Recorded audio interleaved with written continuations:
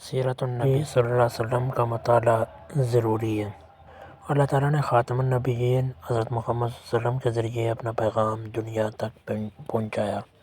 اس پیغام کے پہلے دو نکات اول کلمہ میں بیان کیے گئے ہیں، یعنی یہ کہ اللہ کے سوا کوئی معبود نہیں اور حضرت محمد صلی اللہ علیہ وسلم اللہ کے رسول ہیں۔ جب کوئی انسان ان دو حقیقتوں کا اعتراف کرتا ہے تو وہ اسلام کی حدود میں داخل ہو جاتا ہے۔ ان حدود میں داخل ہونے کے بعد اس پر چار بنیادی ارکان پر عمل کرنا فرض ہو جاتا ہے، یعنی نماز، روزہ، حج اور زکوٰۃ۔ ان بنیادی ارکان کے علاوہ اسلام کی حدود میں جو کچھ بھی موجود ہے، اس بارے میں اللہ تعالیٰ نے قرآن مجید میں احکامات جاری کر دیے اور رسول اکرم صلی اللہ علیہ وسلم نے انفرادی اور اجتماعی زندگی کا ایک عملی نمونہ دنیا کے سامنے پیش کر دیا۔ گویا اگر کوئی اسلام کو اور اس کی حدود کو جاننا چاہتا ہے تو اسے اسوہ حسنہ کا مطالعہ کرنا ہوگا۔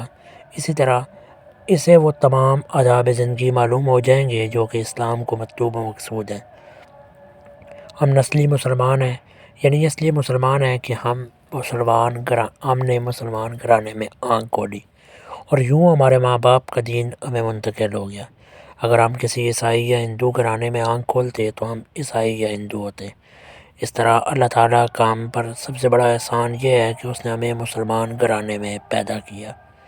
مسلمان گھرانے میں پیدا ہونے اور مسلمان ملک میں رہنے کا نتیجہ یہ ہے کہ ہمارے میں رمق پیدا نہیں ہوئی کہ ہم یہ جاننے کی کوشش کریں کہ اسلام کیا ہے، اور یہ کہ رسول اکرم صلی اللہ علیہ وسلم کی انفرادی اور اجتماعی زندگی کے ذریعے سے اسلام کی حدود مبسّطیں کی گئی ہیں۔ ہم مسلمان گھرانے میں آنکھ کھولتے ہیں، اس لیے اس کے بعد جوں بڑے ہوتے ہیں اپنے ماں باپ، اسکول اور کالج کی کتابوں یا میڈیا کے ذریعے سے ہمیں اسلام کی جو معلومات ملتی ہیں ہم بس انہیں سمیٹتے رہتے ہیں۔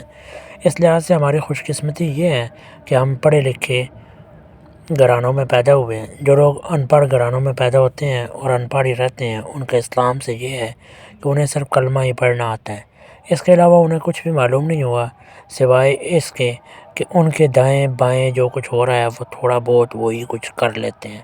ایسے بے شمار گھرانے موجود ہیں جن کے افراد کو کلمہ بھی پڑھنا نہیں آتا۔ جو لوگ نامسلم ہیں انہوں نے بہت سوچ بچار کے بعد اسلام قبول کیا ہے۔ وہ اسلام کی حقیقت جاننے کے لیے پہلے اس کا مطالعہ کرتے ہیں، اور جب ان کا اس حد تک مطالعہ ہو جاتا ہے کہ وہ اسلام کی حقانیت کو تسلیم کر لیں تو اس کے بعد اسلام قبول کر کے وہ اسلام کا مکمل مطالعہ کرتے ہیں اور اس کے ہر پہلو پر نظر ڈالتے ہیں۔ ایسے لوگ زبانی رہنمائی قرآن مجید کے مطالعے سے حاصل کرتے ہیں، جبکہ عملی رہنمائی کے لیے وہ سیرت النبی صلی اللہ علیہ وسلم کا مطالعہ کرتے ہیں اور رسول اکرم صلی اللہ علیہ وسلم کی انفرادی اور اجتماعی زندگی کو اپنے لیے نمونہ سمجھتے ہیں اور اس پر عمل پیرا ہونے کی پوری کوشش کرتے ہیں۔ سچ تو یہ ہے کہ اگر رہبر اعظم صلی اللہ علیہ وسلم کی سیرت کا مطالعہ نہ کیا جائے تو ہم اسلام کو مکمل طریقے سے سمجھ نہیں سکتے۔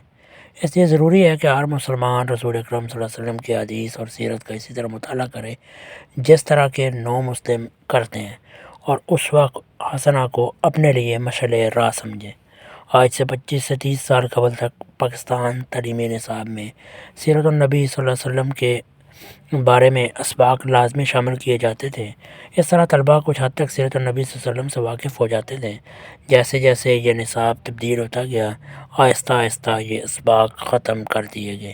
اب حکومت نے اعلان کیا ہے کہ نصاب میں سیرت النبی صلی اللہ علیہ وسلم کو علیحدہ مضمون کے طور پر پڑھایا جائے گا۔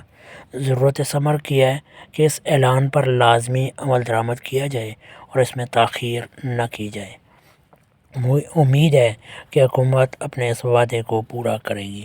اب سوال یہ ہے کہ جو لوگ ان پڑھ ہیں اور جن کے بچے تعلیم حاصل نہیں کرتے انہیں سیرت النبی صلی اللہ علیہ وسلم سے کس طرح آگاہ کیا جائے۔ یہ ذمہ داری مسجد کے امام کی ہے۔ اگر جمعے کے ہر خطبے میں آخر کے 5 منٹ سیرت النبی صلی اللہ علیہ وسلم پر بات کی جائے تو کم از کم وہ ان پڑھ لوگ جو جمعے کی نماز پڑھتے ہیں رہبر اعظم صلی اللہ علیہ وسلم کے اسوہ حسنہ سے آگاہ ہو سکیں گے۔ جو لوگ جمعے کی نماز بھی نہیں پڑھتے انہیں اللہ ہی کوئی راستہ دکھا سکتا ہے۔ ہماری تحریر کا حاصل یہ ہے کہ ہر مسلمان نہ صرف قرآن مجید کو ترجمہ یا تفسیر کے ساتھ پڑھے بلکہ ساتھ ساتھ احادیث اور سیرت النبی صلی اللہ علیہ وسلم کی جامع کتب کا مطالعہ بھی کرتا رہے، تاکہ وہ اسلام سے اسی طرح آگاہ ہو سکے جس طرح کے نو مسلم ہوتے ہیں۔ اسی طرح وہ نسلی مسلمان کے زمرے سے باہر آ سکتا ہے۔